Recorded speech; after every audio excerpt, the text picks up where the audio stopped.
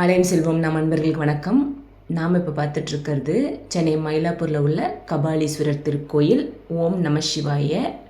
தேவார தலங்களில் 257வது தேவார தலம். சென்னையில் உள்ள 4 தேவார தலத்தில் ஒரு தேவார தலம். மிக மிக அற்புதமான திருக்கோயில். உமையம்மை மயிலுருவம் கொண்டு கபாலீஸ்வரரை பூஜித்த திருத்தலம். முருகப்பெருமான் மயிலைநாதரை வழிபட்டு சக்திவேல் பெற்ற திருத்தலம்.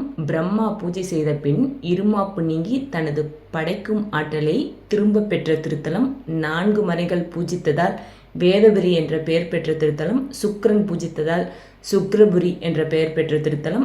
ராமபிரான் நேசித்து தங்கியிருந்து பூஜித்து திருவிழா நடத்திய திருத்தலம். ஞானசம்பந்த பெருமான் எலும்பை பூம்பாவையாக்கிய புகழ்பெற்ற திருத்தலம். 63 நாயன்மார்களில் ஒருவரான வாயிலார் தோன்றிய திருத்தலம். 12 ஆழ்வார்களில் 3ஆம் ஆழ்வாராகிய பேயாழ்வார் பிறப்பெடுத்த பெருமை மிக்க திருத்தலம்.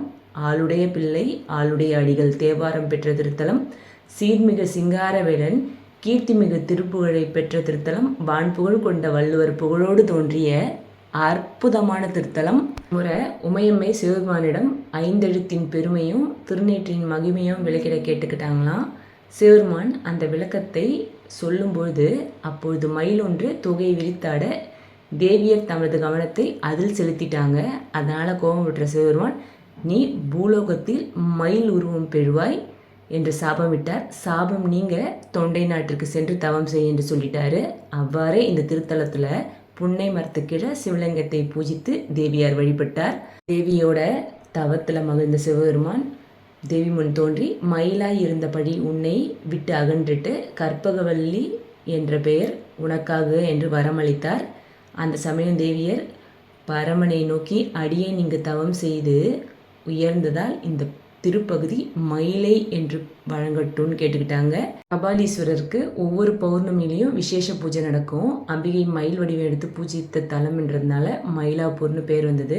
தேவலோகத்து கற்பக மரம் கேட்டதை கொடுப்பது போல இந்த திருத்தலத்தில் அம்பிகை கேட்கும் வரங்களை தருவதனால தான் அவங்க கற்பகாம்பிகை. பங்குனியில் 63 விழா நடக்கும்போது நாயன்மார்கள் வீதி உலா செல்வது சிறப்பு. இந்த கோயிலுக்கு தேரோட்டம் 63ரோட தேர் உலா இது எல்லாமே அற்புதம். தினம் மயிலாப்பூர் கோயில் விசேஷம்தான். கோயிலில் அன்னதானம் வழங்குறாங்க. கோயிலில் ஒவ்வொரு சந்நிதியும் அப்படி தான் இருக்குது. ஒவ்வொரு பிரகாரமும் டைம் எடுத்து பார்க்கணும். ரொம்ப அழகான திருத்தலம். மயிலாப்பூரே கோயில் நகரம் தான். சுற்றி கோயில்கள் தான். எந்த தசை திரும்பினாலும் கோயில் தான். கோயிலோட கோபுரத்து வடக்கில் பிரம்மனும் தெற்கில் தட்சிணாமூர்த்தியும், கோபுரத்தை சுற்றி புராண கால சிற்பங்கள் இருக்குது. கிழக்கு கோபுரத்து வழியாக நுழைந்தவுடன் நர்த்தன விநாயகர், அவருக்கு இடது பக்கத்தில் அண்ணாமலையாருக்கும் உண்ணாமலை அம்மனுக்கும் சந்நிதி இருக்குது. இங்கே உள்ள சிங்காரவேலன் மயில் வாகனத்தோட கிழக்கு நோக்கி நின்ற குளத்தில் காட்சி தராரு. இவர் சந்நிதியில் 16 கல் மண்டபம், மகா மண்டபம், அர்த்த மண்டபம், துவாரபாலகர்கள், பிரம்மாண்ட விமானத்தோட கூடிய இந்த சந்நிதி. இவருக்கென தனி கொடிமரமும் இருக்குது. நம்ம சிங்காரவேலனை வேறு எங்கே பார்த்துருக்கோன்னு சொல்லுங்கள்? சிக்கலில் பார்த்துருப்போம். சிக்கல் சிங்காரவேலன் ரொம்ப ஃபேமஸ். அதே போல் மயிலாப்பூரில் உள்ள சிங்காரவேலனும் ரொம்ப ஃபேமஸ். இவர்கிட்ட நம்ம என்ன வேண்டிட்டு போகிறோமோ அத்தனையும் நடத்தி கொடுப்பாரு. இந்த முருகனை பார்த்து அருணகிரிநாதர் தன்னதோட திருப்புகழில் பாடியிருக்காரு. இவருக்கான சந்நிதி முருகனுக்கு எதிரில் அமைஞ்சிருக்கு. இந்த பிரகாரத்தில் ஊஞ்சல் உற்சவத்திற்காக 4 கால் மண்டபமும் இருக்குது. ரொம்ப பெரிய கோயில், ரொம்ப அழகான கோயில். கோயில் மேற்கு பிரகாரத்தில் தான் கபாலீஸ்வரரின் மேற்கு நோக்கிய சந்நிதியும் கற்பகம்பாளின் தெற்கு நோக்கி சந்நிதியும் அமைந்திருக்கு. மேற்கு நோக்கிய இந்த சிவனை தரிசித்தா 1000 கிழக்கு நோக்கிய சிவனை தரிசித்த புண்ணியம் கிடைக்கும். சிவபெருமானுக்கு எதிரில் நந்தி மண்டபம், பலிப்பீடம், கொடிமரம் இருக்குது. மேற்கு வாசலில் அருகே சிவனை பார்த்தபடி ஞான சம்பந்தரும் அங்கம் பூம்பாவையும் தனி சந்நிதியில் இருக்காங்க.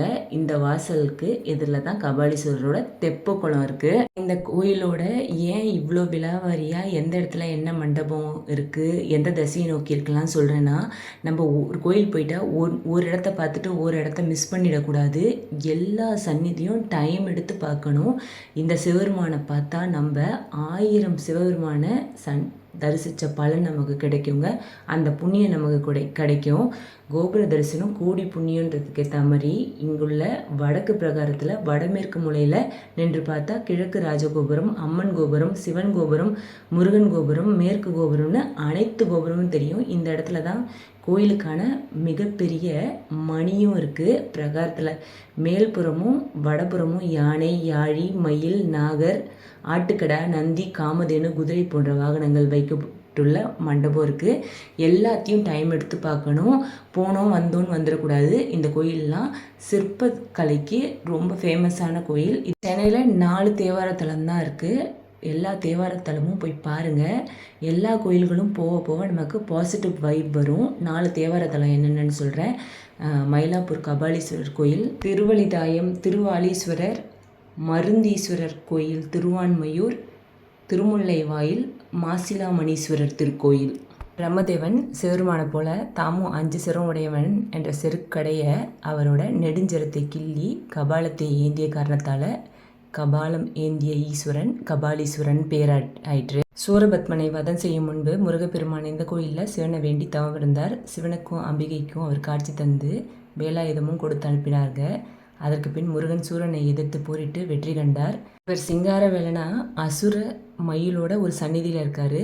அசுரனை வென்றதால் இந்திரன் தன் மகள் தெய்வானையை முருகனுக்கு மனம் கொடுத்தார். அப்பொழுது அவர் வாகனமான ஐராவதம் தெய்வானைக்கு பிரிய முடியாமல் அவர்களுடைய தங்கிவிட்டது. வள்ளியும் தேவானையும் யானை மீது அமர்ந்த குளத்தில் இருக்கிறாங்க. இத்தகைய காட்சியை காண்பது ரொம்ப ரொம்ப அரிது. நீங்கள் இங்கே கபாலீஸ்வரர் கோயில் போனீங்கன்னா மறக்காமல் முருகர் சந்நிதியை போயிட்டு வாங்க. ரொம்ப அற்புதமாக இருக்கும் பார்க்குறதுக்கு. கபாலீஸ்வரர் கோயில் பார்க்குறவங்க பக்கத்துலேயே வெள்ளீஸ்வரம் கோயில் இருக்குது. அந்த கோயில் போயிட்டு வந்தீங்கன்னா கண்ணில் உள்ள எல்லா பிரச்சனையும் உங்களுக்கு நீங்கி போயிடும். கபாலீஸ்வரர் கோயிலில் சுற்றி ஏராளமான கோயில்கள் இருக்குது. கோயில் குளத்தை சுற்றிய அத்தனை கோயில் இருக்குது. எல்லா கோயிலும் போயிட்டு வாங்க. பக்கத்துலேயே கோலவெளி அம்மன் கோயில், முண்டகண்ணி அம்மன் கோயில், வீரபத்ரர் கோயில், ஆஞ்சநேயர் கோயில், மாதவ பெருமாள் கோயில்.